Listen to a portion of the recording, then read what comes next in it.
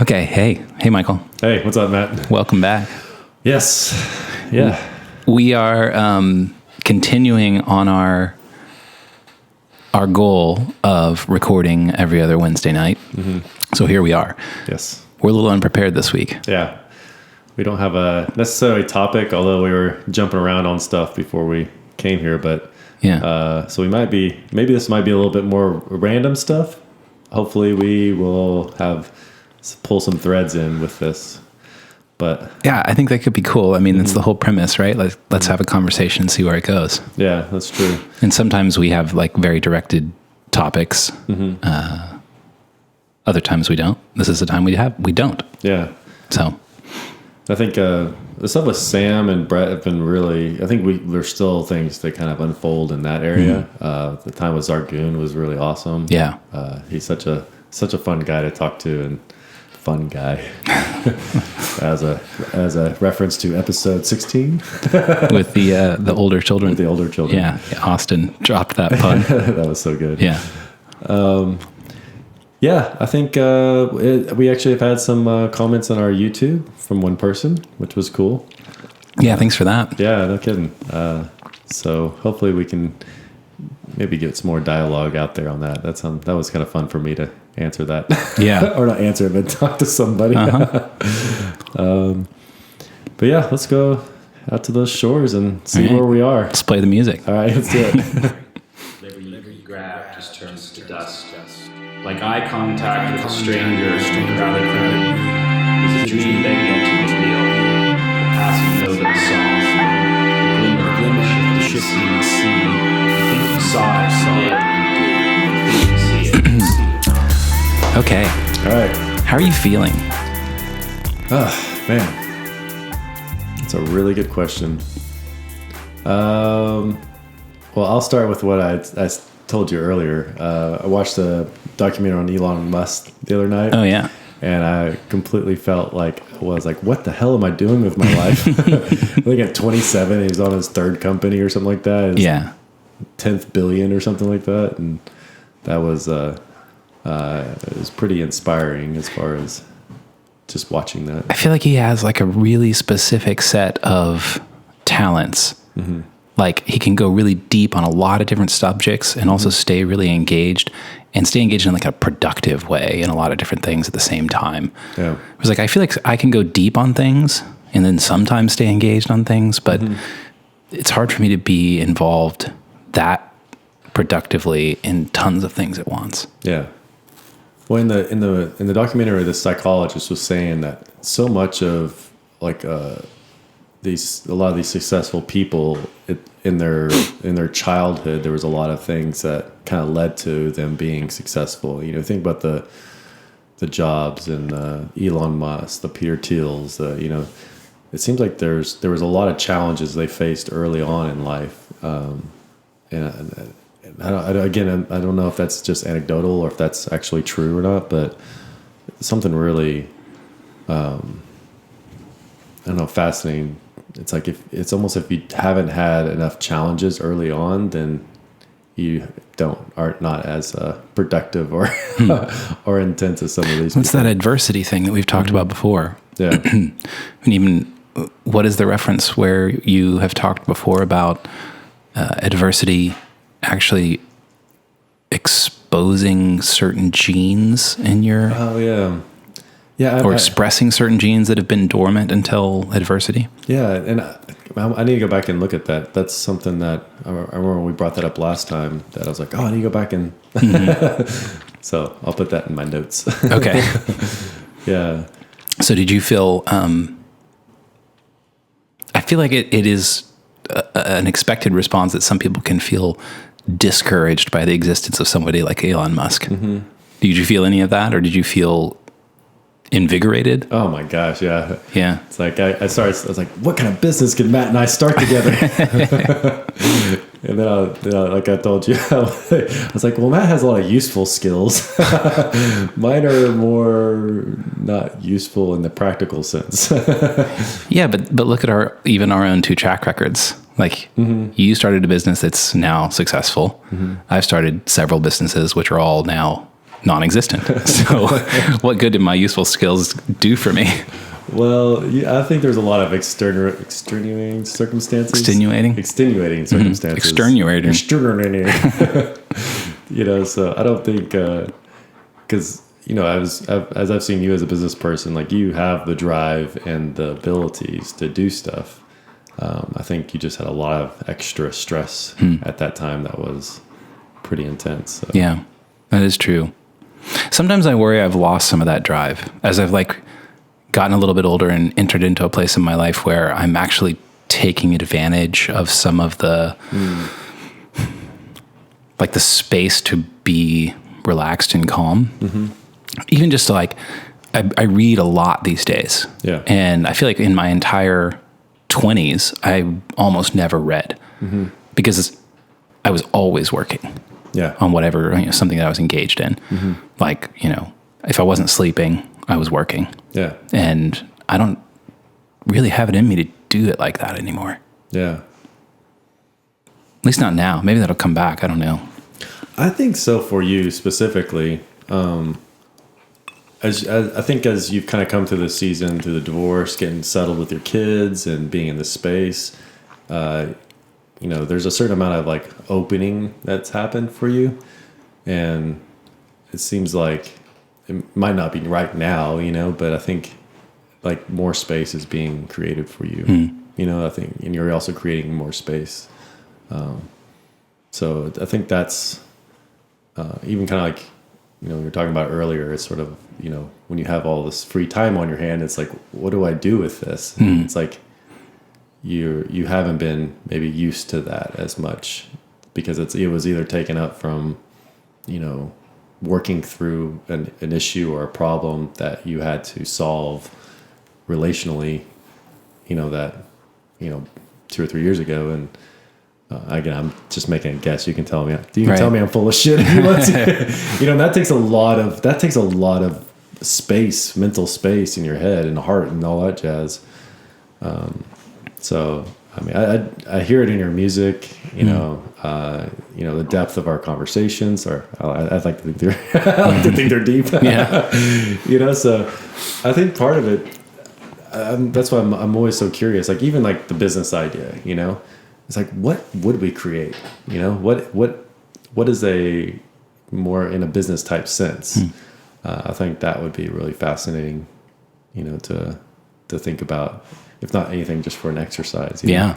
Come up with an idea and write a business plan. Yeah. Yeah. Yeah. I'm good at those. Yeah. I used to write a bunch of Put proposals. you on spreadsheet duty. Yeah, exactly. I got that down. I used to write, I would come up with different ideas and I'd do a one sheet on it. It's purpose, why, how, what do I need to accomplish this? What would keep me from doing this and what impact would it have? See, that was something I was never good at. I think one of my potentially best business ideas that I had was this API-based content management system for website data. Mm-hmm. And I ran that, actually started it and ran it as a software as a service for, 4 or 5 years. And there was a time when I was actually trying to think about taking that to the next level and getting investors and building out that business in a way that I sort of couldn't on my own. Mm-hmm. And I was talking to a lot of people and they were trying to get me to make business plans and pitch decks. And I would sit down and start trying to do it and then get distracted by something else I wanted to add to the product itself. And then I would just start working on the product again. Oh, interesting. And forget that I needed to ensure its survival. Mm-hmm. and eventually its survival was doomed by that. It kind of reminds me of, so in the music streaming world, it's kind of hard to remember, but just 4 or 5 years ago, we were still buying and downloading music. There was not very many streaming services. Mm-hmm. And Spotify started up and it wasn't available in the US for a long time. And there was a company that started called Rdio. And Rdio had a couple of different services, but one was they were a legit streaming platform. Mm-hmm. And this application was, I think it's mostly remembered at this point by designers because it was so beautifully done. Oh, wow. Like the user experience was incredible. And I think actually Apple ended up buying them maybe and as a talent acquisition and just took their people and they got folded into the Apple Music thing. I may be wrong about that. I don't remember, but I remember really mourning the loss of that system because it was like, it changed the way that I listened to music. Oh no, Apple may have gotten some of their assets. No.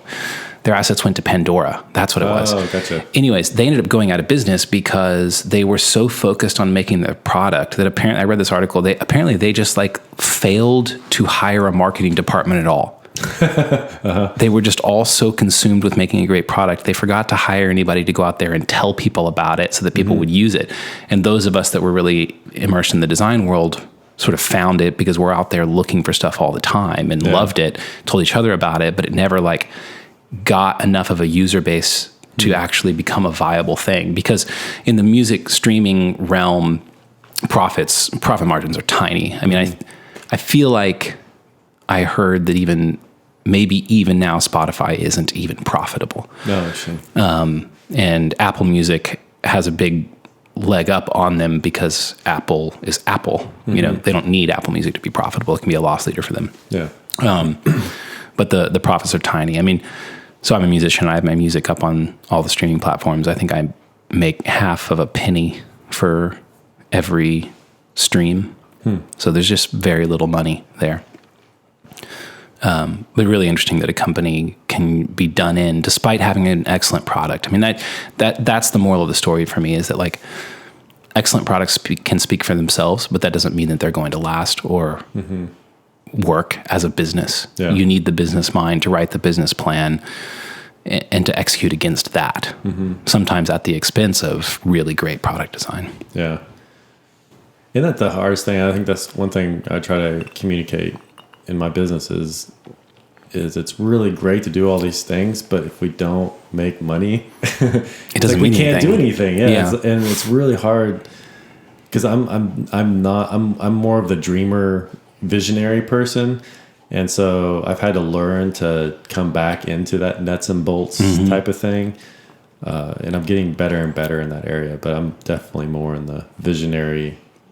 I'm not good at maintaining things. I'm good at building things. Well, one thing I've seen that's I think you're really good at is identifying that through periods in your life and seeing those as seasons, like allowing yourself a season of thinking long-term visionary and then realizing when it's time to shift focus to the present and now and make sure that things get done. Yeah, usually it's a punch in the face. I'm like, oh, okay, yes, I need to focus on nuts and bolts now. Right. Yeah, but I notice it a lot faster now than I used to. Rather than two punches, it's like a half a punch or something like that. I'm like, oh, okay. Takes less. It takes less. That's good to know. Yeah, but that's the good thing about right now is I'm able to move back into that dreaming vision area and also some nuts and bolts stuff like changing accounting software and to meet our Medici as a bigger entity and stuff. So.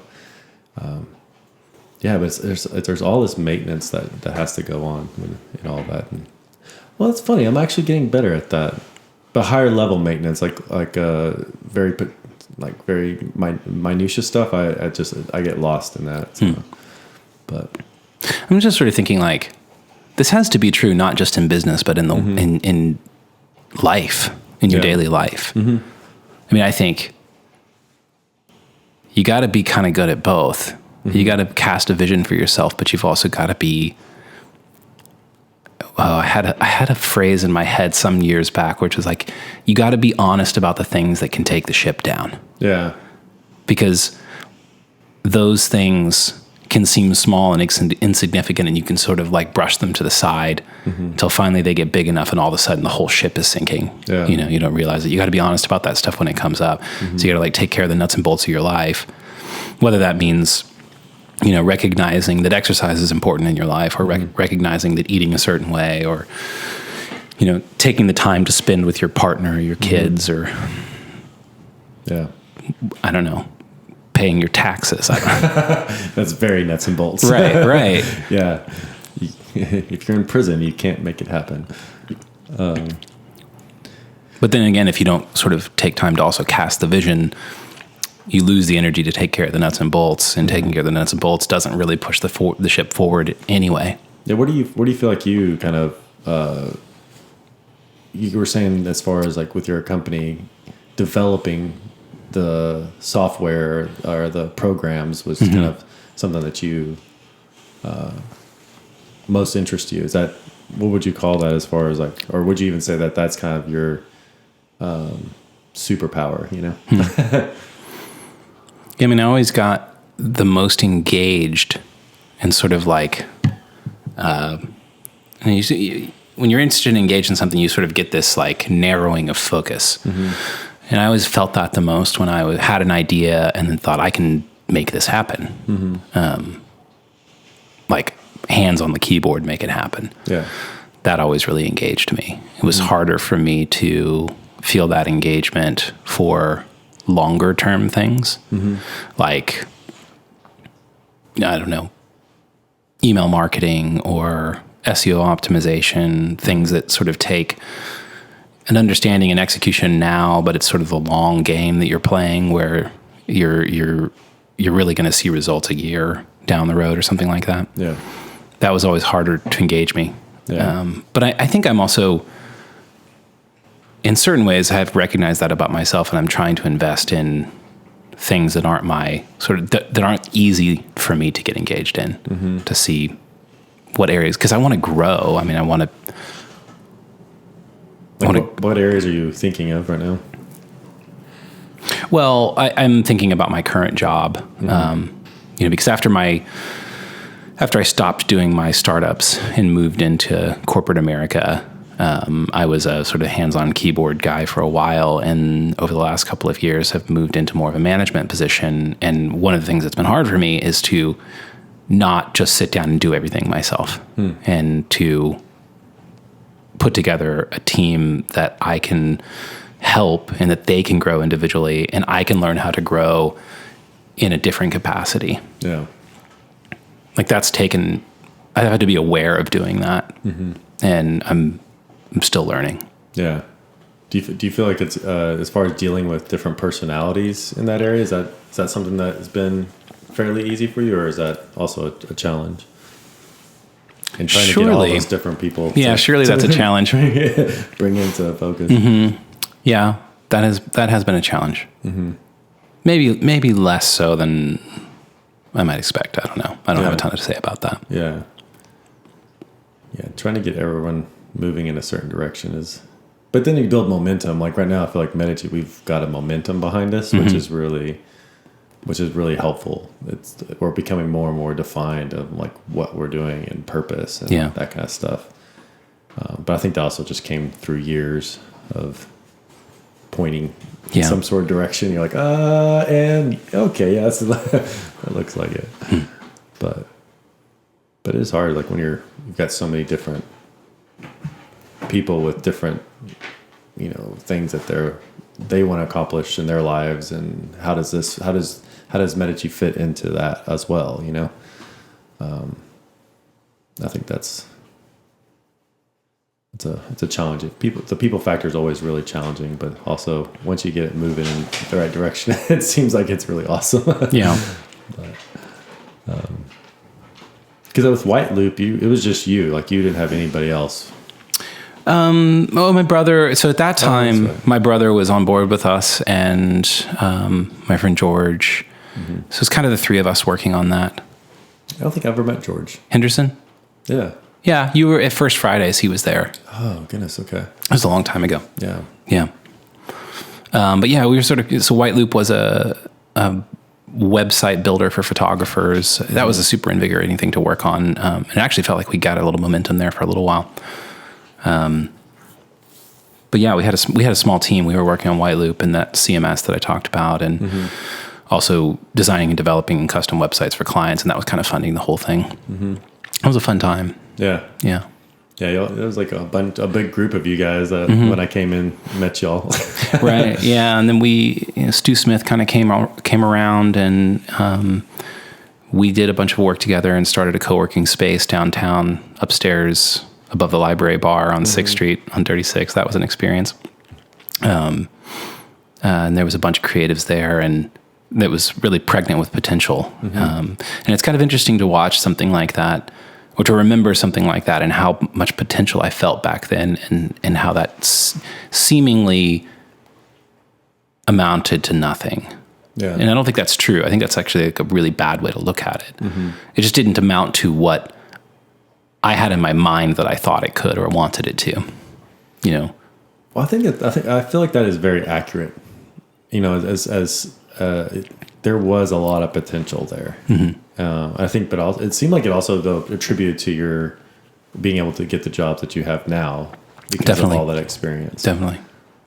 But again, I never understood exactly what all you guys were talking about. And all your words, I was like, design. Okay, gotcha. That's a word I know. A website. Oh, yes. Yeah, I know that one. But there was that energy there. And I think that's, I think there was a lot of potential there. Yeah. And to hear you talk about it, and I know you were talking to different investors, and that seemed like it was exciting, but then also like there was some things that could have happened. Yeah. But that was kind of when everything started. I wonder about that too. Like, if the things that I had thought could happen or wanted to happen, if they had happened, I don't know if I'd be happy with that. It's impossible to say. Speculatory, but ultimately, life has been really rich. I don't know that I would necessarily go back and change anything. Oh yeah. No, I don't. Yeah, that's. I think that's not something. I don't like the idea of going back and changing anything. Right. That would be.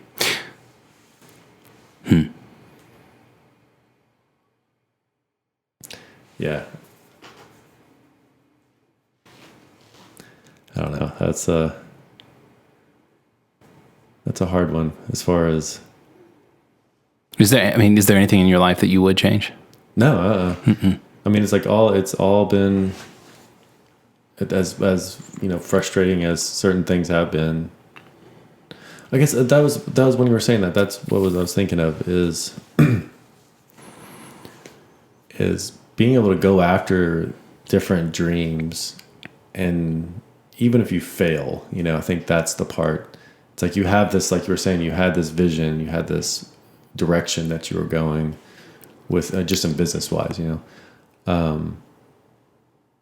but I think there's something in that, because I was just thinking about the Elon Musk when I was watching that documentary, and it's like you almost dream so big that you have to you have to just go all in, and there's a lot of sad things that go along with this, and that's the part. There's a guy I've known for a long time, and we've always argued about whether or not, in order to be successful, usually means divorces and estrangement from children. When we're talking about success as defined by the upper echelon of sort of the CEO figure, exactly. the multimillionaires, or I would even say higher than that. We're talking like, if you want to be a billionaire, it probably does require that, or at least that's what the evidence seems to say.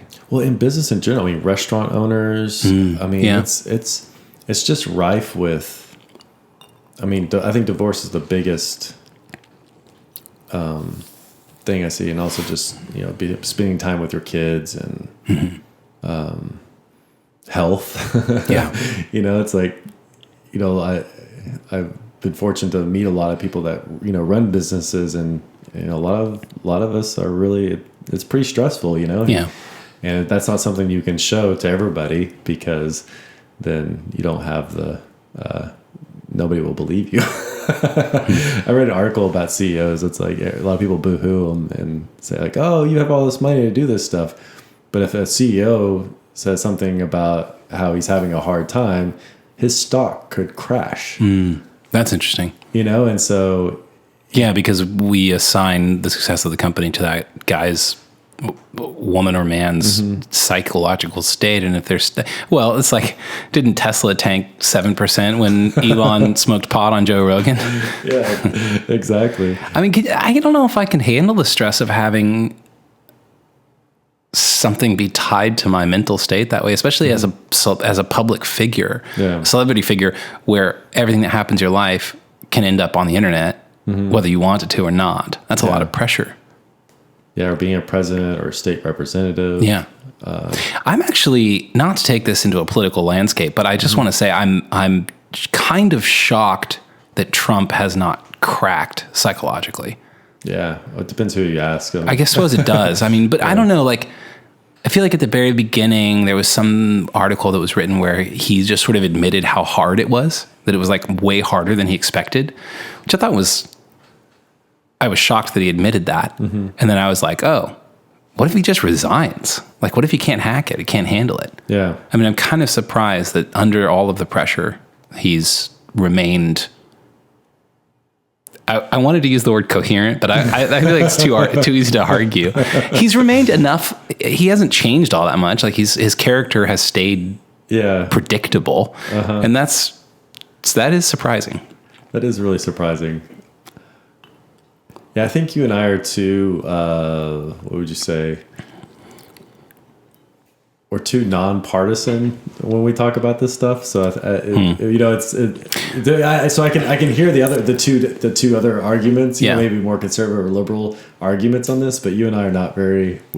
Well, I feel very nonpartisan. Yeah, and I think actually it's one of the reasons I'm hesitant to talk politics on our podcast, because I feel like I've gotten into trouble even just talking about politics with friends because I don't like. I've been told like you don't take a stand. Yeah. And I'm like, I guess not. It's just more interesting to talk about than to like come to a conclusion on for me. Yeah, which I agree. I think we both kind of sit there, right? I mean, we do come to conclusions, but we don't hold, and especially in politically, we don't hold those conclusions tightly. Like it's a very loose hand. Like as far as I understand this, looking at this perspective and this perspective. This is the conclusion I've come to. What do you think about that? Yeah. You know, I don't... Well, and these days it's really hard to say as far as what I've seen and what I understand, because that's not saying very much. I mean, there's so many... It's like depending on what you read about any given thing, you're going to get something wildly different. It's really hard to know what's actually happened and what is the story there. Yeah. So it's like, I feel like I have to hold everything really loosely. Well, I wonder if our narratives are so much more polarized today. I'm trying to think back because anybody who's very politically active might disagree with this, and I don't really, but my understanding is up until the 90s, Republicans and Democrats got along fairly well. You know, I mean, obviously there's differences and they have, there's the basic disagreements, but it wasn't as contentious or dividing as it is today. Right. And, there was also a lot more like, I guess it's hard to say because I was a kid, but I feel like I was raised where the office of the president of the United States was what held respect. Yeah. And you held respect for who was sitting in that chair. And it didn't matter if it was a Republican or a Democrat. Yeah. And during the State of the Union address, you sit down and you listen respectfully. Yeah. And that doesn't seem to be the case anymore. No. And I can just hear somebody saying, well, that's because Trump is, and maybe, fair enough. Okay. I don't know. But it's hard for me to imagine that like people didn't feel somewhat similarly when Reagan became president, like, you know, another just sort of previous celebrity with no experience. Well, it could be just with the internet too, that everything is so much more contentious and available and, was it? Oh, shoot, here I go with my ignorance. But we're on the shores of ignorance, so that's okay. Was it Teddy Roosevelt in the wheelchair? Oh, damn it. Yeah, I know. That sounds right. But that was like right at the advent of, I think, TV cameras.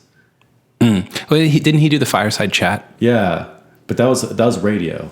That's right. That was radio. Kennedy was, I think, the first televised president, which was fascinating because you did have this like really handsome man, like, very charismatic. and how much, and I've heard some argument about how much that actually led to his becoming president, Yeah. But yeah, I don't know where I was going with that, but Yeah, I wonder if it's even hard to compare politics post 2000 to pre 2000, because the advent of the internet and social media and constant exposure of every kind has changed everything. yeah. It seemed to start with Clinton. I mean, I think that was like towards the end of Clinton's, and then Bush's was the most, I mean, the Iraqi war, like that was the most televised war ever in the history of mankind. Like we knew about every single, hyperbolic. Hyperbolic? Hyperbolic. That was always a weird word to me. I know. I love it though. But we almost knew every single bomb that went off and where it went off and where all of our troops were. I mean, Right. Part of me was like, I was always thinking, watching like, what if they're just watching the news and they're, the Iraqis or whatever, like, oh, hey, there's some people coming this way. But yeah, we're just so much more aware of where it's like, oh, we're going to Vietnam. Oh, we're going to Vietnam. And then you get these little clips of what that is, going to Vietnam. Yeah. But I guess we were talking about leaders and circle back. I don't remember where we were. Yeah. Should we get off of politics? I don't know. Well, I mean, if you think I'm going about to talk about the Oscars. the Oscars, oh God, that's another. I'd never know Oscars, Emmys, Tonys. Which is which? What is what? I never know. Like, No. what is the one that Ricky Gervais? What was that one? I feel like he used to do the Oscars. Was it the Oscars? Yeah, but they don't have people host it anymore because it's too woke. Oh, because of No, Ricky Gervais did one recently. I don't remember what it was. Yeah, where he pretty much insulted everybody. He just roasts in the room. everybody. It was great. Yeah, that was really funny. Cheers to him for having the balls to do that still. Yeah, I know. I think only Ricky Gervais can get away with that. I'm surprised he does, to be honest. Yeah. I mean, I'm not sure what the dynamic there is. He just has like gained enough. Oh, he just doesn't care. But it's interesting. I mean, golly, there's so many people that just disagree in all sorts of areas in this area. But I kind of feel like if you go see a comic, everybody should be offended. It's like not the whole time, but like, you're going to get your time that you're going to get offended. Right. And so you laugh at 80% of it and you're offended 20% of it. I mean, I think I agree. I feel like offense is at the core of comedy. Yeah. It's like in the master comics know how to offend you, but it's not offending you necessarily. It's exposing you to your own, like your own hubris or your own, the places where, I don't know what I'm saying. It's like you've over-indexed on something and they show it to you in a way where you're like, oh yeah, that's true. I really did, Yeah. No, it's the court jester, the one who can speak truth to the king. Oh, yeah. That kind of idea. I think that's We've talked about that before. I love that. Explain that more, though. The court jester is the only person who can speak the truth to the king. Yeah. And he basically kind of jokes and prods, but the idea is that the jester's there to kind of like keep the king humble and to his humanity. And there was also that part too, I think Peterson got into that, where there was some kingdom, I'm gonna kill this one, where the king would become basically a peasant for a day and everyone would tell the king how horrible he was or all the things he did wrong. And then, the next day he'd be ascended. But the idea was to bring the king low and so that he kind of knew his place, but then he would ascend back to being a king. Well, now we just have that day every day of the year with Twitter. That's so true. Well, I was thinking about that too, because every single holiday, it just doesn't even matter what it is, President's Day or some sort of day. I wish sometimes we could just celebrate something, and not have to be woke about it. Well, yeah, I mean, woke is that's really triggers me. Does it? No, it's funny. It just, can we not just like celebrate like 4th of July? We're not perfect, you know. Let's just celebrate. Yeah. You know, it's like there is some really amazing things that I feel like birthdays are the only thing left for that's valid. Ooh, let me see if I can pull that one apart. Yeah, maybe so. No, I don't want to start trying that one. That would get too ridiculous. I mean, it really does feel that way. It's like, you're never going to tear somebody down on their birthday. Yeah. That would be awful. Or like Christmas, like, well, Jesus wasn't really born on Christmas Day. Yeah, but every other thing that you celebrate is like steeped with the haters and the Yeah. That Christmas whole thing. Was a pagan holiday and the trees and you're like, okay, well. Can we just enjoy it though? Yeah. Like save that for every other day of the year? Yeah. Yeah. But is it a reaction that maybe we have, I don't know. I mean, why are we so, is it a reaction because we've been so naive maybe towards our past, or some of these are we're just finding out like Santa Claus is not real, you know, and we're angry because our parents didn't tell us Santa Claus is real? I don't know. I feel like I've been spending a lot of time trying to figure that out, like, because it seems like there's something really important that's lost when you, well, like you're telling the story about, you know, the one day a year where you can bring the king down, and then the rest of the year he ascends. Yeah. And it's that there's something in there that seems really necessary. Like the king needs to not be brought down every day because he needs to be the king. Yeah. There's something in that narrative that seems really important, but I think we have, in this day and age, come to represent the king not as the wise, discerning, benevolent power, but the oppressor. Yeah. And needs to be exposed for what he is. It's like we're trying to expose everything for what bad it has. Yeah. And like the problem is that everything has something bad in it. So at the end of the day, everything burns. Yeah. Although that flies in the face of sort of the archetypal image of the fire, the truth being sent through the fire to purify it. So maybe we'll come out the other side of this with a more pure understanding of what is true and what is good. I think so. Yeah. I am so in that camp. I think that is. And that's refreshing to hear. Yeah, it really is. I think, you know, the more that there's a certain amount that's healthy, you know, to like, as the court jester needs to bring the king down. But then there's a part where that it goes from health to absurdity. And, golly, I really want to talk about impeachment, but that's just so loaded for both Democrats and Republicans. Yeah. But I'm just gonna make one point. And then try to make a point. Jet back out. Jump back out. But part of me is just sort of like, get over it. I mean, we're spending all this time. It's like there's so many other things that we need to be working on. But I feel like there's just, I mean, again, just for common's sake, I'm not like endorsing Trump here, but it's just sort of, there's the whole thing did really feel like that. Yeah. Well, the whole thing felt like, so I feel like the president doesn't have that much power. Right. It has power. Legislature, you have a lot of power. And then our judicial has a lot of power. It works together. The system works pretty well. It does surprisingly work pretty well. so. Yeah. It did feel that way to me. Like, I feel like if I think about the impeachment thing as a Republican, my thought is, man, Democrats, you're wasting your shot at getting Trump out of the office right now. So, okay, take your time. And if I think of myself as a Democrat, I'm like, I guess it makes sense that somehow on principle you want to make the stand, but also can't you focus on trying to get him out of office legitimately? Like we're almost to the election.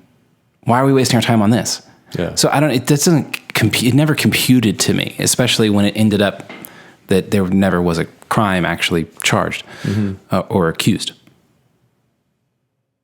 Yeah, I'm feeling very self-conscious about talking about impeachment. Well, I think because you and I both know, like, we're not, Yeah. we're that's, I think.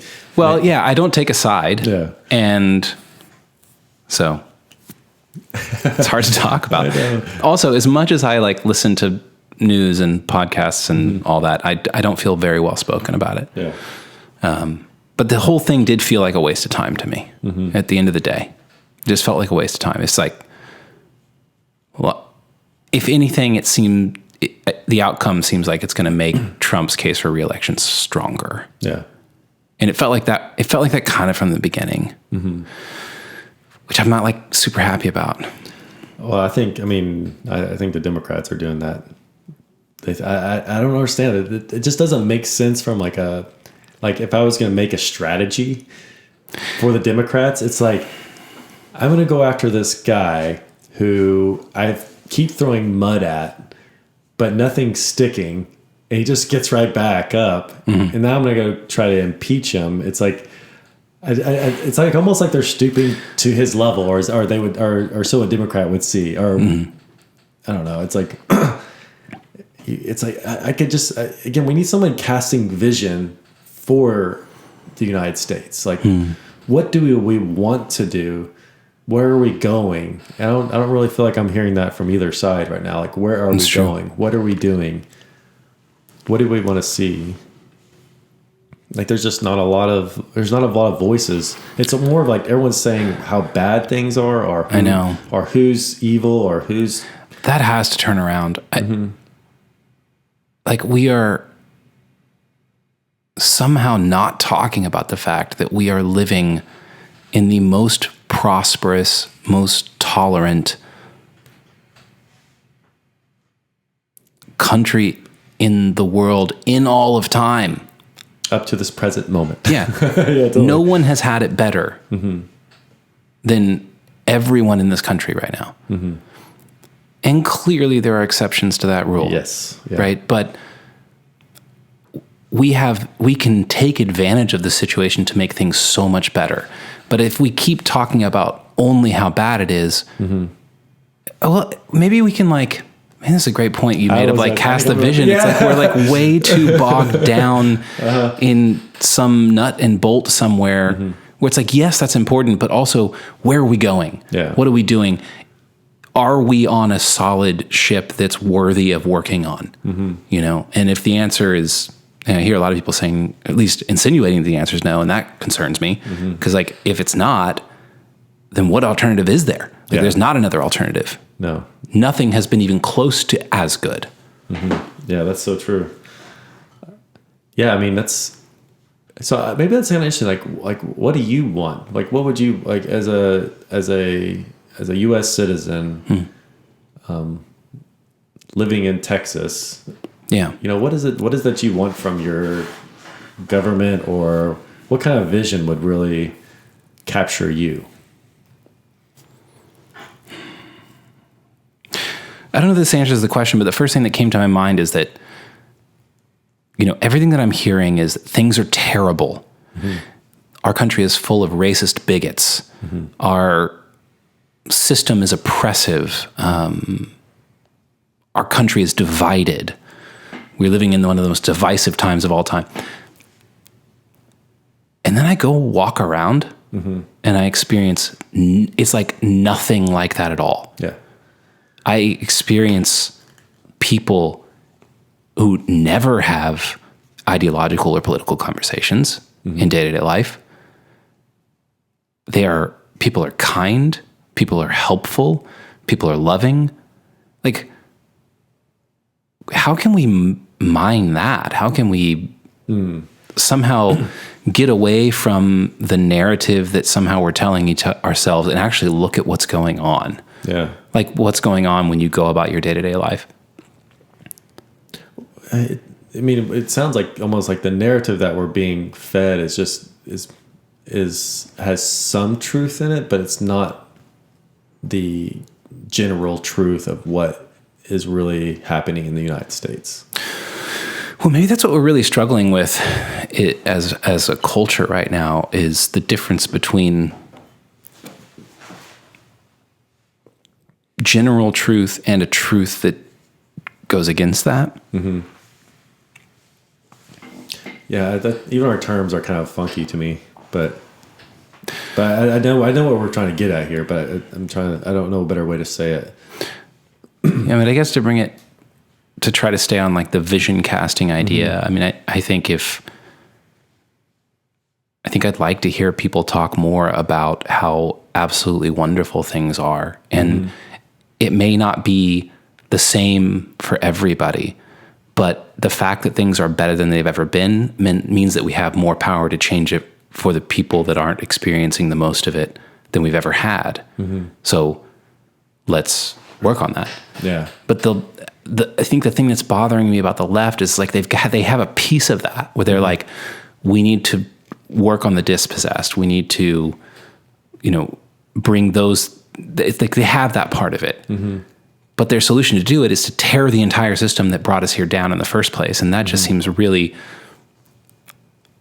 unwise. Like, I don't know. Once you tear the system down, you now have no power to do anything because now you're completely involved and engrossed in trying to create a new system. And you can't help the dispossessed people when you're creating a new system. Yeah.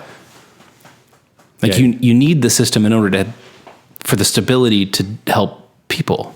Yeah. You need infrastructure in order. So it's like, how can you utilize the infrastructure that we have to build that new and better world? Yeah. I think that just makes a lot of sense. Yeah, that makes a lot of sense to me as far as, and again, it's like being able to allow the tension too. And that's the part I keep thinking of, how can allowing our political system to work, whether you're talking about like Roe versus Wade, the abortion thing, it's if you want that overturned, and it's like to be able to do that civilly, to present the arguments, or if you want that to continue, then you make those civil arguments. It's like our system is set up. It's like I feel like if you lose, then the other side is evil or bad. I heard somebody say that democracy is predicated on the idea that the loser accepts the loss. Mm-hmm. I thought that was really interesting. Yeah. Because if the loser in a democratic system, if the loser doesn't accept the loss, then it's no longer a democracy, because it requires the consent of everybody. Mm-hmm. So if you're on the side that doesn't win that time, you have to accept it for the democracy to continue. Yeah. And not that you can't change it. You just make a better argument and move forward. And Next time, yeah. Mm-hmm. Which is why we have term limits on these things. Yeah. Most of them, at least. Well, I wonder if anything's changed in our psyche as a people, because it seemed. Yeah, definitely. And it has to have to do with the internet. Mm-hmm. I think it has changed our psyche, because we have the ability to find whatever narrative we want. Mm-hmm. So it's like echo chambers kind of thing. We get stuck in our echo chamber. I've never liked the echo chamber idea. I mean, I think it's real. Mm-hmm. I think it's mostly concerning when it comes to the algorithms that surface content to you become echo chambers. That's mostly concerning to me. But I just think you have the ability to find almost anything that you want to find. Mm-hmm. I mean, we live in a world that's incredibly diverse, despite what sort of like the common narrative might say. Mm-hmm. Diverse enough down to the level of the individual that we can find somebody with almost any point of view. Mm-hmm. And I don't think it used to be that way. Yeah. So yeah, I think our psyches have changed.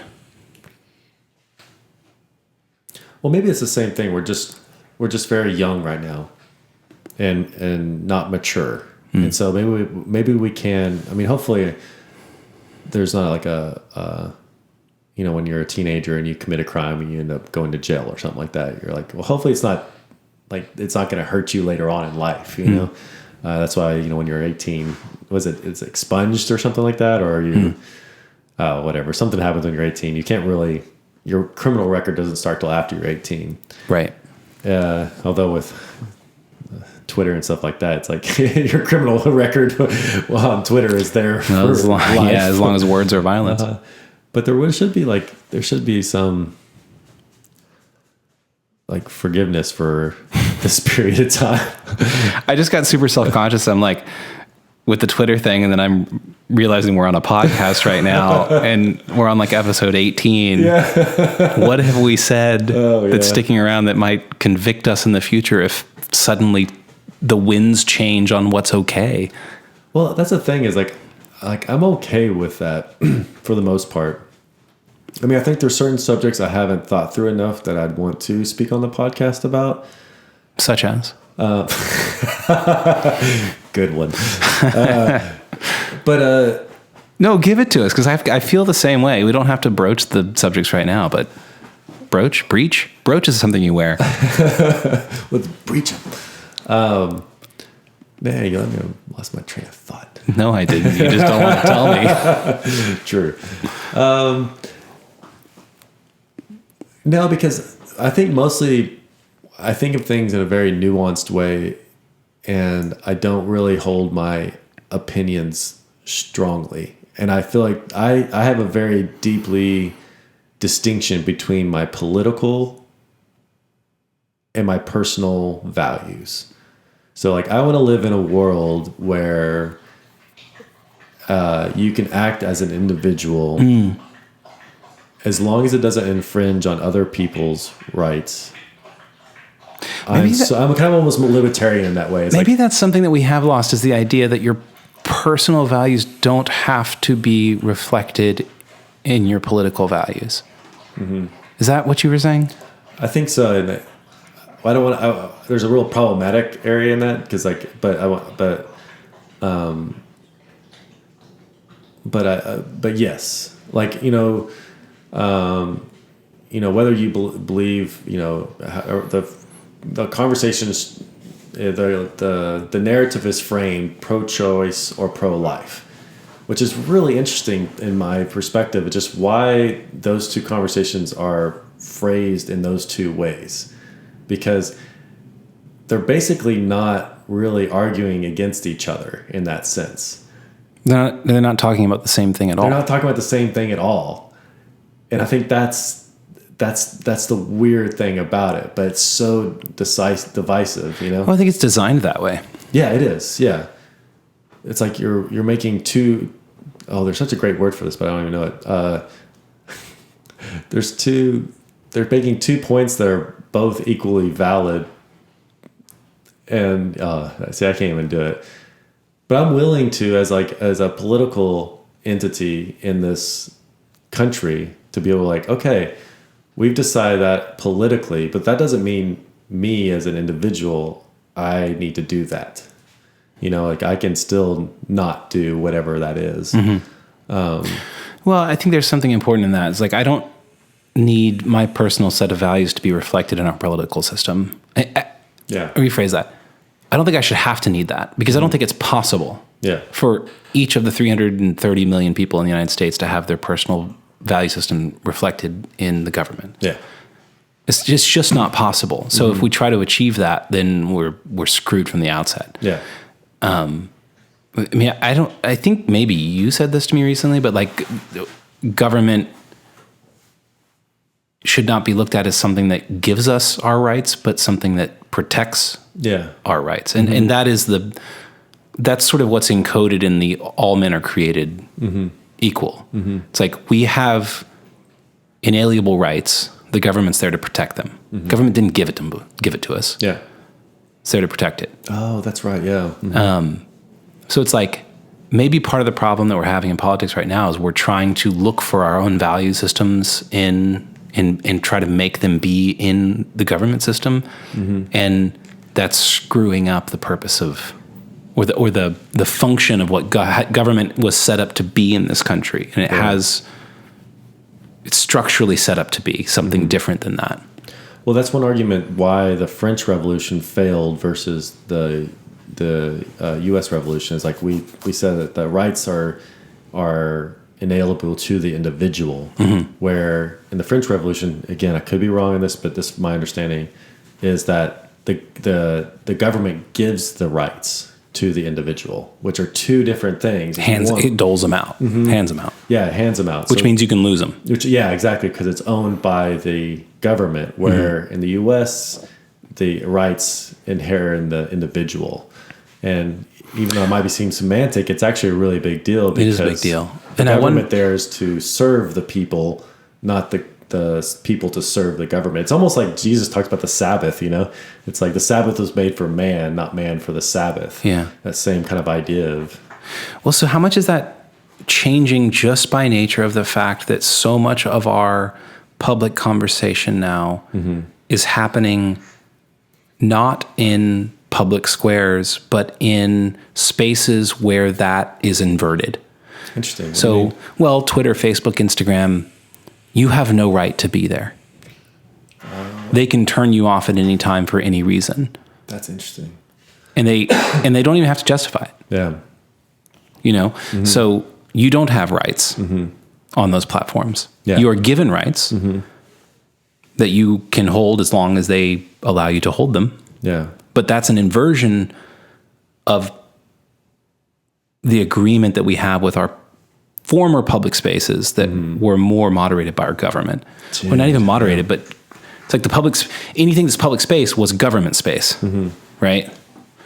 Yeah, where the individual holds has the sovereignty. Has sovereignty, and we don't have sovereignty in these social media spaces. Which is interesting. So that whole argument with are these platforms? Are they platforms or are they publishers? Yeah, there's a whole history there that I can't tell very well. But the fact that they were deemed platforms and not publishers has like major ramifications on the way that they're running their businesses. Exactly. And so there's a little bit there where, as a platform, do they function more as public spaces? So do they fall under different rules?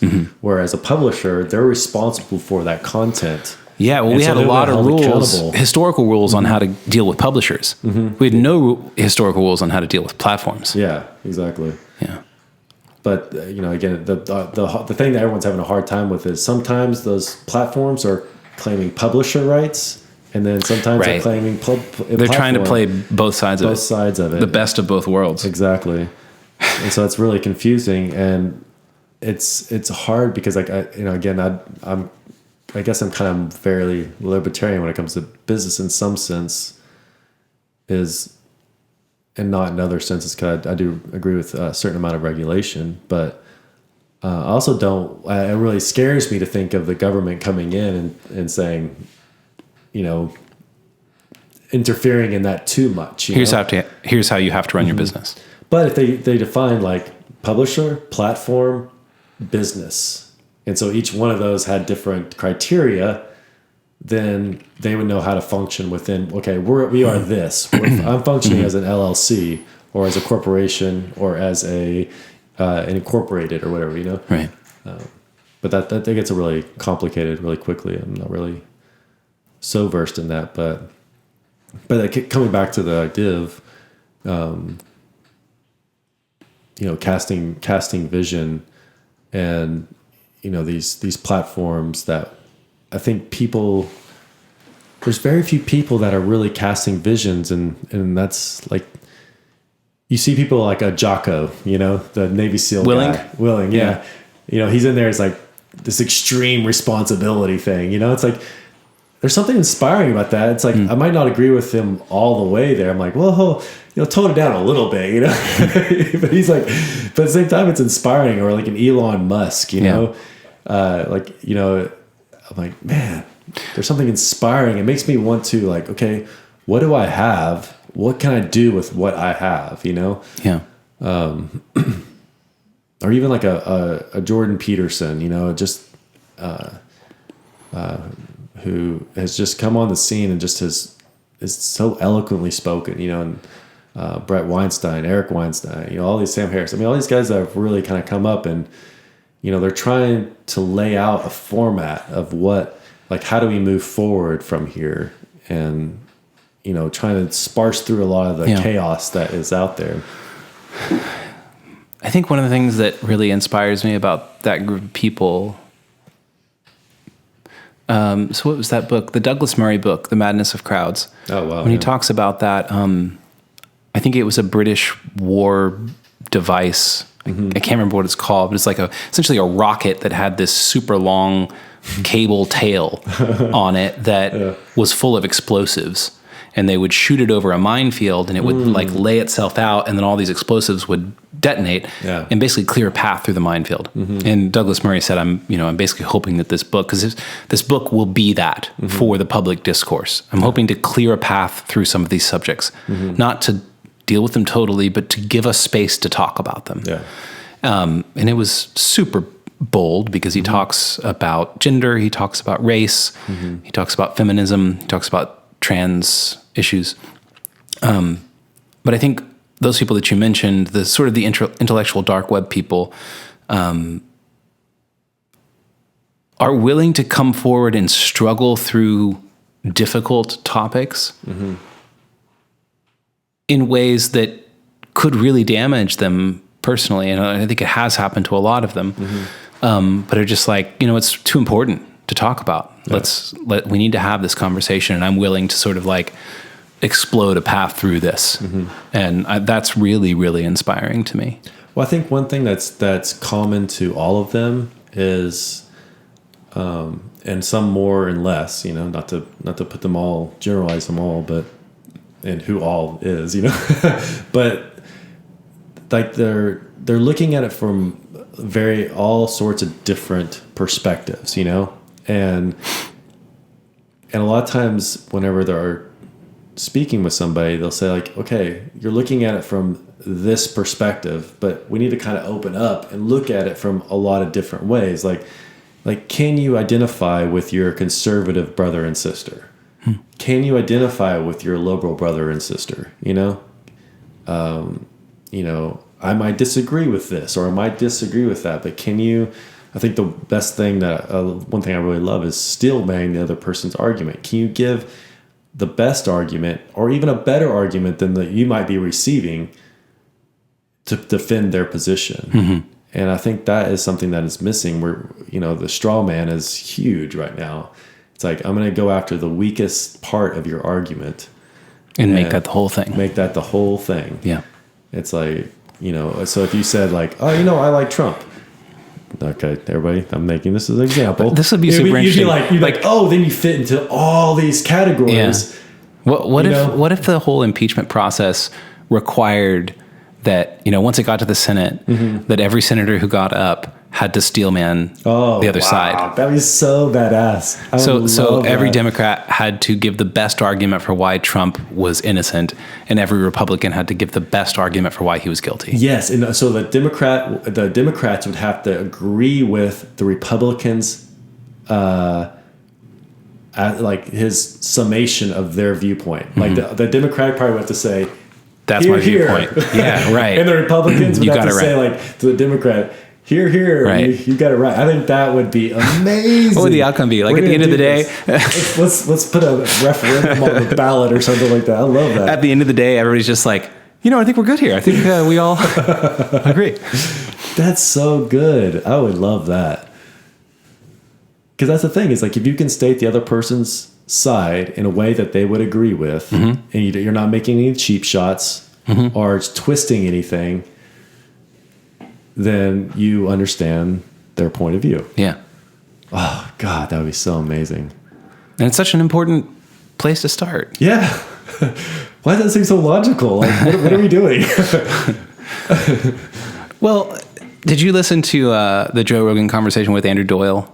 Maybe, I don't know. Andrew Doyle has the online alter ego of Titania McGrath. Let's not go there. That's hilarious. Well, I just want to make a point that Andrew made, in which he said he used to teach critical thinking. And he was like, I don't know of any universities that teach critical thinking anymore. And he talked about this exact thing. He talked about, if you are in an argument with somebody, the second you take a cheap shot, you've lost. You've lost the argument. You straw man somebody else, you've lost the argument. Yeah. You've lost the debate. So he taught his students in critical thinking, like, you need to figure out how to steel man the other side. It's the only way to actually win an argument. Yeah. And he was just like, I don't see it being taught. Like, I don't see it on curriculums anymore. Interesting. And that's a shame. It is a shame. Do you run to the kitchen real quick? Probably. All right. How far in are we? I don't know. Oh, we're only an hour. We got ready. We're so ready. All right, we'll be right back. All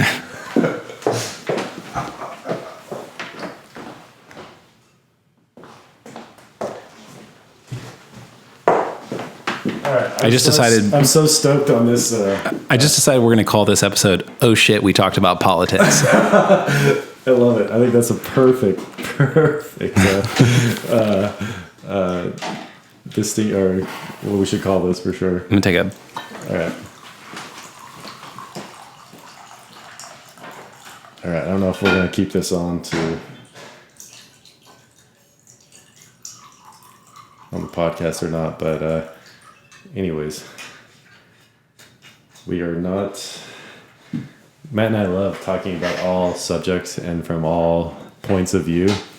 I think that's one thing. It'd be so much fun to be able to have more of a dialogue with everyone, because I know everyone kind of comes from different perspectives, whether you're a liberal or a conservative or libertarian or somewhere in between all those things, or maybe a mixture of both. I think Matt and I kind of come from more of a mixture of both, or all and but mostly just interested in the arguments and to discuss things in a way that is, civil, and also looking at it from different perspectives, and kind of staying away from sort of the hyperbole or cheap shots.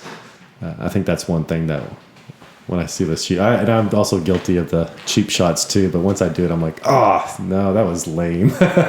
And I don't mind being called out on my cheap shots and lameness in that area. So, which I hope people would call me out if I do a cheap shot towards a certain perspective.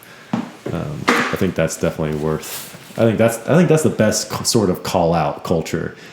If you take a cheap shot, that's not like that's a straw man. Like, that's a call out.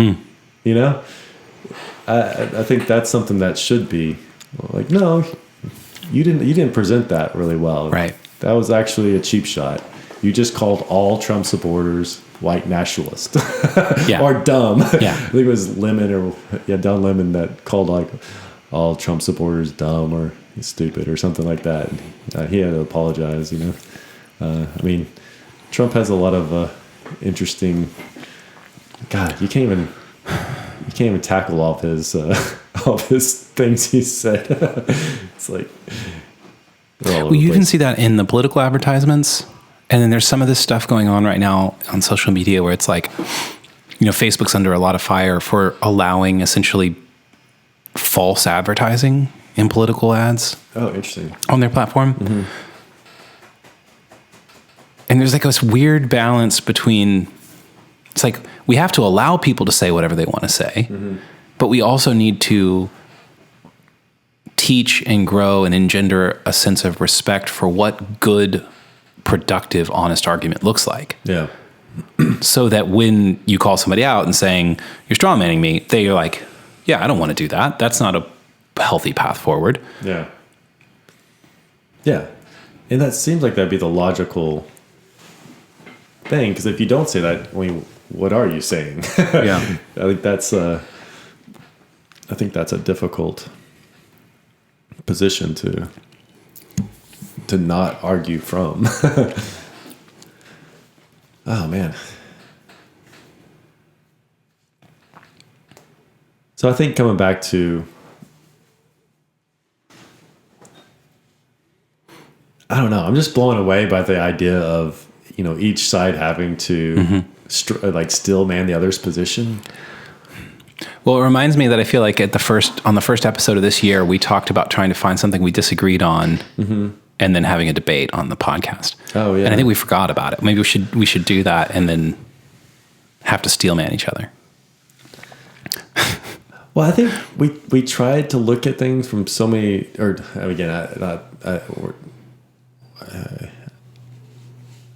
that sounds so self-righteous. But like, I'm willing to look at whatever you say from your perspective for the most part. I can't think of something that you would say or you would argue a position that I would be like, that I would not even want to consider. And so I think anything I disagree necessarily on, because I feel like you do the same. And so we hold things fairly lightly. So I'm not sure. I would say you probably are more passionate about certain things than I would be. But I actually say that in a positive way. Like, I'm probably more ambivalent to... when you say passionate, do you mean that I'm generally more willing to come out and say something very directly? Yes. Maybe that's what it is. Yeah. But I think that's the thing. I appreciate that is like, you will say something more directly and passionately. But if a argument is made that challenges that, you're willing to then, that's not, ridiculous or cheap shot, I think I often worry that I'm so direct that people aren't willing to make an argument back to challenge it. That makes sense.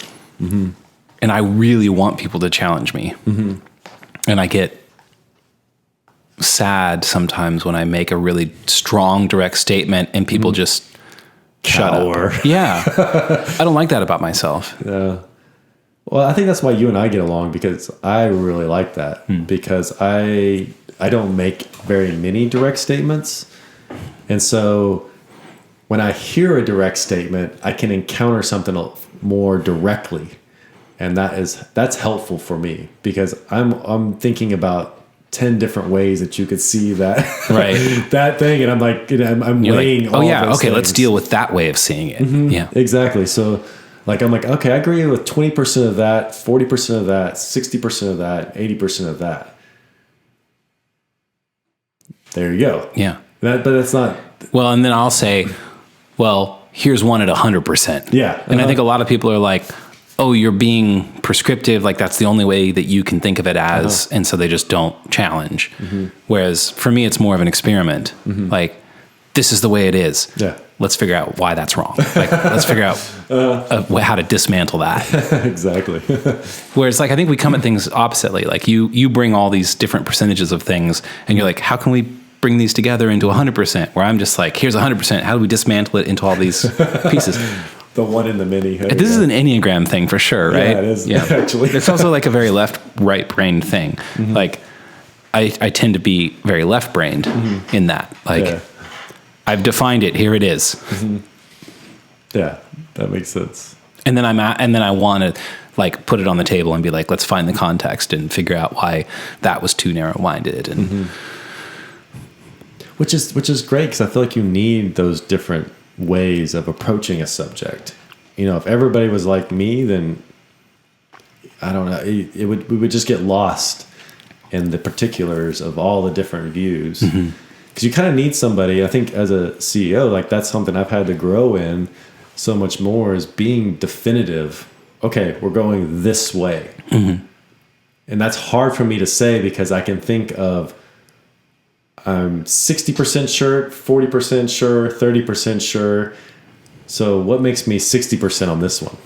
Then I'm questioning, like, well, there's good aspects over here and over here. But I think that's the part now, is being able to, like, given the moment right now, right here, we need to go with 60%, because that's the best percentage, and you move forward with that in 100% mode, or you give it an extra 20, push it to 80. I don't know. That's a good question. Yeah, I still haven't figured out I just don't know if we can really, I like when you say things definitively. That's very helpful. And yeah, I appreciate that. But everyone brings something different to the table. Maybe there's something else that we don't allow people to bring different things to the table. Like, if you react to somebody who's more definitive, it's like, well, why do you react to somebody who maybe comes at it 100% wise? Like I would say, like Shapiro's 100% guy. Well, no. Trump is 100% guy. Well, I don't. So maybe I can look at this. Try to approach this another way. I was thinking today about this. It is so difficult to get people to tell you what they think. Oh yeah. Like what they truly think. Yeah. I think it's difficult to know what you think as yourself. I mean, that's difficult enough. But there are so many times when you know what you think and you don't say it. And I know times when I've asked people what they think about something, and I know they know what they think, but they're not going to say it. I mean, saying what you think about something is just riddled with risk in so many different ways. It's so hard. And I want to be better at telling myself what I think, telling people what I think. And I want to figure out as I grow how to make people feel safe to tell me what they think. Because to your point, it's like we need all the ways that people think about things. We need the ways people see things, the directions that they come at problems from. Yeah. We need that wealth of different perspectives. But it's hard to elicit them. Yeah. And you have to have a malleable structure for that. That allows for it? That allows for it. I think that's one thing that distinguishes the U.S. from other, is that the rights are in the individual, not in the government. Right. And the right of free speech is with the individual, not the government's not giving that right to the individual. So they can define what free speech is. It's like, so I think that's why over the years we've kept from defining that too strictly, in that you cannot incite violence. Okay, I think that's a pretty good restriction, you know? Like you can't tell everyone to go after some person, you know, that's infringing on somebody else. Yeah. But expressing a viewpoint, you know, that is not, we have to allow that, even if there's a part where it encroaches in that area, and that's I think we have the courts to decide, like, is that inciting violence? Is there motive? And we need to take that and allow our courts to do that kind of stuff. Well, and understanding where one thing switches to another, where expressing an opinion turns to inciting violence, that's a really complicated, nuanced thing. And we have a massive 1/3 section of our government devoted to that. We send people to years and years of school and study to figure out how to go through that process. I think one of the things we're struggling with as a culture right now is that we think we know the answers to those things by reading a tweet. Yeah. We think we know the answers to those things by seeing a Facebook post. And even before we had, what was I going with that? Even before we had all of this access to information, well, maybe this is proving my point in the other direction.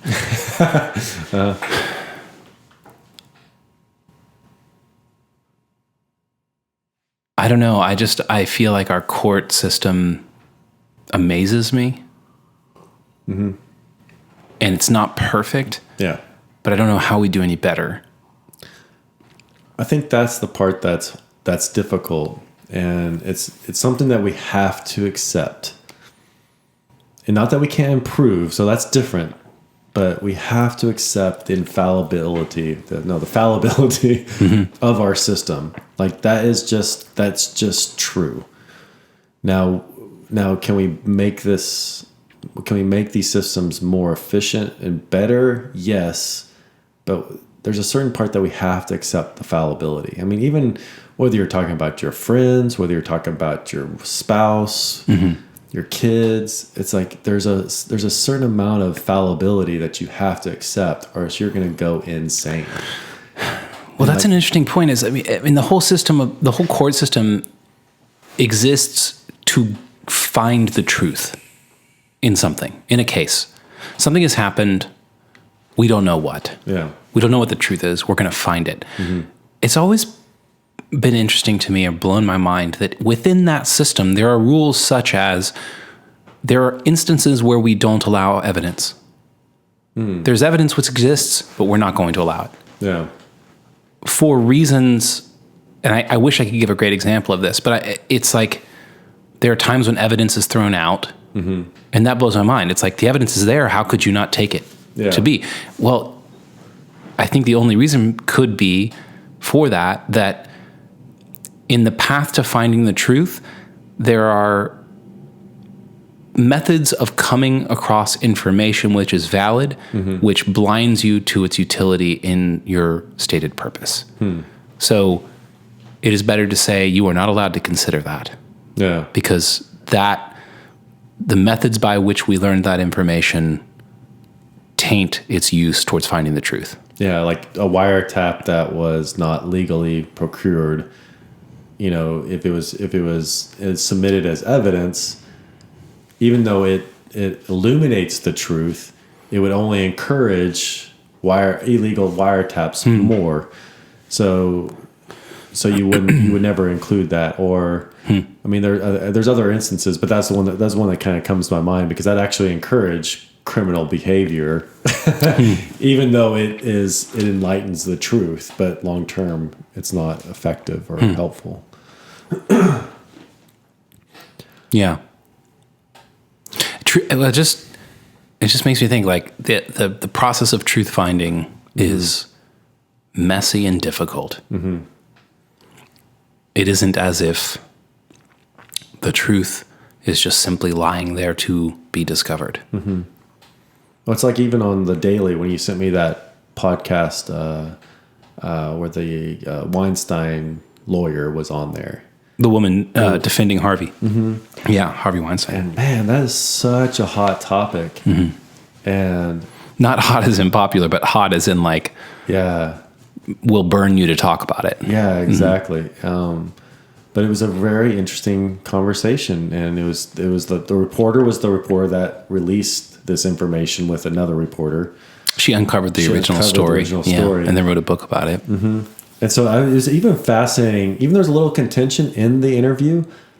I was actually impressed on how well it was carried out. I mean, it was fairly civil, even though you realize that they both genuinely disagree with each other. I mean, it really felt like it could have erupted into an all-out fight at any moment. Yeah. But they kept it civil and talked about, like, the reporter allowed the lawyer to express her views and why, and she didn't straw man, which I was really impressed with. And also the lawyer didn't straw man her. Like, even whenever, I remember there was a point where the lawyer made a comment and she realized she kind of overstepped. She's like, "Oh, no, I'm sorry. I overspoke that." And I was just like, "What's going on here?" Because this is such a contentious. It was a really good conversation. I've been thinking, actually, I wanted to listen to it again. Me too, yeah. I was shocked that the lawyer came on to the New York Times podcast and had that conversation. Also. And also really thankful for it. Because it reminded me that we do have an established, well thought out process for finding the truth and convicting citizens of crimes. And part of that process necessitates that the accused be represented. And this woman was like, I will take that job because I believe in this system and I believe in who we are as a people and as a country and our ability to engage the truth-finding process responsibly. Yeah. And that, I mean, it was hard to listen to because the whole narrative is steeped in so much. So much, yeah.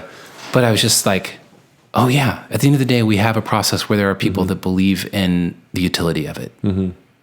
Good. Yeah. I'm glad. And I mean, I want to live in a world where even the most egregious of sinners who they get to be represented. Yeah. Their case be defended. And someone's going to advocate for them I think that's... Well, to the lawyer's point, it was like, there's two sides to every story. Mm-hmm. Guilty or innocent, both sides should be told. Yeah.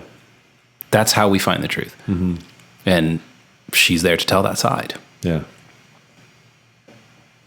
Man, it's all so complicated. And I think that's what I really love about the United States and its systems, even though it's not perfect. And I think it's just so, you have to say that every single time, which kind of sucks, but because we have to stay in that tension between the two, you have to have the defendant and the plaintiff, mm-hmm. and they have to stand on equal ground and present their case to a jury. It's like you can't come into a jury or to a judge where the plaintiff has more footing than the defendant. It's like they have to come into the courtroom on equal footing. And it's a paradox, because even though you might know that this person is completely evil in your inner being or whatever, however you want to phrase that stuff, we need systems that are not, are blind to opinions and only what is presented to the right. To the jury or to the judge. Mm-hmm. I don't know. I'm still caught on that. I keep coming back to this like vision casting, and I feel like there's been so much vision cast for us already, that as far as, again, I'm using the United States specifically right now, but even all the way back to, your Roman and Greek and, just the progression of history, we're able to learn from so much of our past. But so even though I'm thinking more historically longer term wise, and even further back than that, I'm going to kind of just deal with the United States in general. When we talked about all men are created equal, and even though at that time it was only white men, and not only that, but of holding property and some other things, it's like that vision was casted where that up to this day, it includes all mankind or humankind or people kind or however you want to say. That's the really difficult thing to talk about, mm-hmm. is that the concept that was imbued then, which is true now, is that applies to all people. Mm-hmm. And I'm not sure how to argue that in the historical context, that mm-hmm. there were somehow limitations on that then. Yeah. But and I don't know that there actually were in mm-hmm. concept. Yeah. I don't know. Well, I think I don't understand history well enough. Well, in that place, there was a lot of people that believed a lot of different things. That believed everything from, there should not be slaves to all people are created equal. There was lots of disagreements. Yeah. I mean, could it be that the way the country was established was, this is the way it should be? Mm-hmm. We're setting up a structure for the way it should be. Yeah. It's not that way, mm-hmm. but it should be this way. Yeah. I mean, that has to be possible, right? Like, mm-hmm. it was idealistic. It wasn't like, this is a reflection of the way things are now. They weren't just writing down a reflection of the way things were. Yeah. They were saying, this is the way society should be. Mm-hmm. And if we're going to make society this way, then we've got to set up a structure that supports it being that way. Mm-hmm. And then we struggled through a bunch of years in a civil war trying to make it that way. Yeah. And I think that's something that we've also learned is you cannot coerce people to believe or to act a certain way. Mm-hmm. And so I think that's one reason why they had that separation of church and state, of state and federal. There's all these separations, and also as the individual as the reigning as the determining factor. Yeah. That's my thing. Because you start, again, I think that's where if you start turning everything over to the government and there's no personal accountability, then you kind of run into a hole, because the government has to, if the government takes control over it, like taxes, everybody has to pay taxes. If you don't pay taxes, you go to jail. Now, obviously, there's going to be arguments on some of the particulars of that, but generally speaking, that is true, so how much do you kind of allow to, actually, I can't do this right now because there's too many factors that I can't get into, because I don't want to sound too far one way than the other, because there's certain aspects that the government needs to come in and certain amount of regulation, but we need to do that very, very carefully. Yeah. Because the individual needs to feel the responsibility of their actions. And if you take away that responsibility, and there's consequences to that too. And so there's a tension there that I don't have. It's not an easy thing to navigate. And I don't know where that goes. But so back to vision casting. It's like, how do you, is that my stomach or yours? That was mine. I was like, I still feel like my cheeseburger's sitting in my stomach right there. So I don't know. Honestly, the best thing I've ever heard, or the best thing I've heard so far, is your conversation, your idea about Democrats and Republicans stating each other's case. Steelmanning each other. Like, I think that would just solve so many things. It would be awesome to, like, the presidential to debate. hear like a presidential debate that starts that way. And if they straw man, the person goes, try again. Yeah. Do you agree with that? Or let's just say it's right. Biden, or no, it's probably like Bernie. I don't Bernie. know. Bernie and Trump. It's like, nope, Bernie. Trump, do you agree with what Bernie? Yeah, right. That would be so much more productive for the American people. Yeah. Or just have them both go on the Joe Rogan podcast. There you go.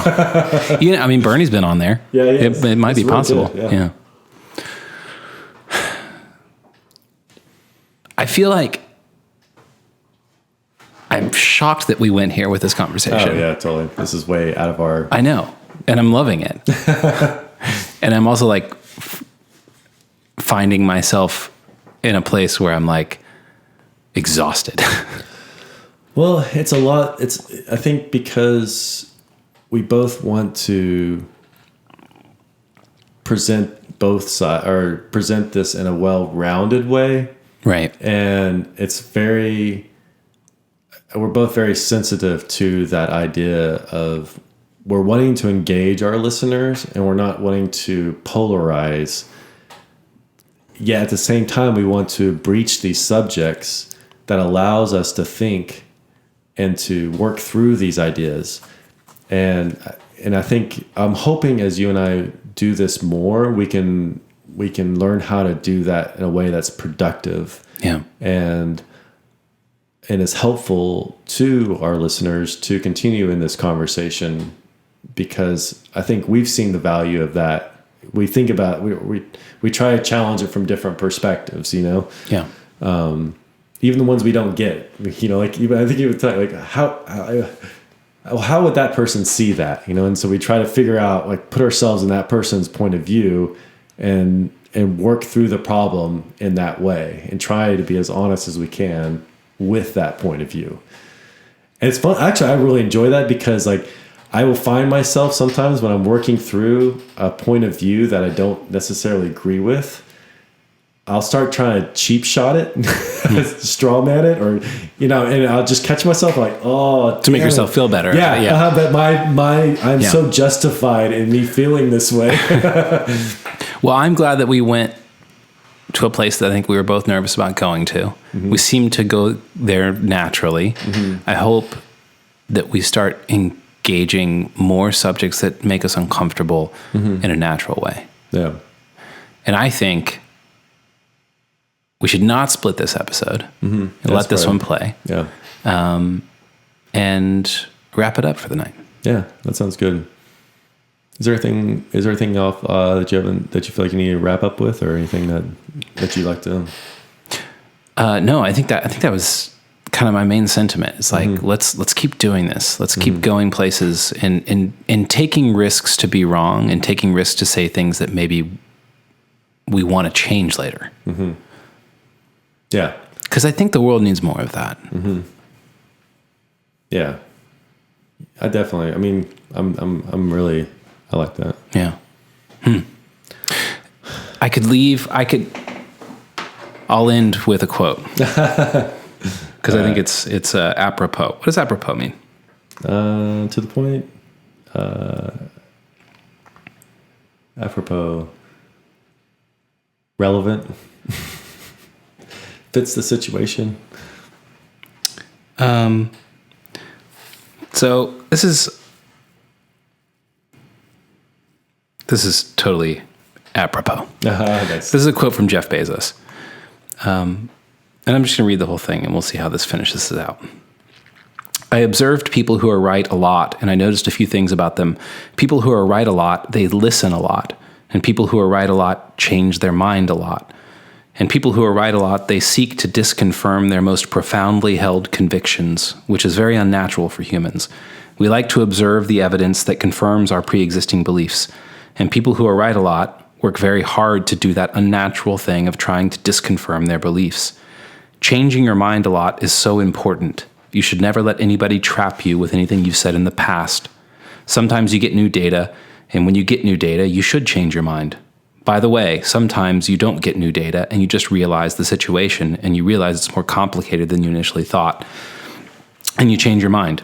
It's frustrating to watch politicians because they're not allowed to change their mind. As soon as they change their mind, they get accused of being flip-floppers, when reality is anybody who doesn't change their mind a lot is dramatically underestimating the complexity of the world that we live in. Damn. Shores of ignorance. All right. Thank you, guys. Thanks for listening. That was good. That was a good ending. That was really good. Glad I thought of that. All right. And end. See See you guys.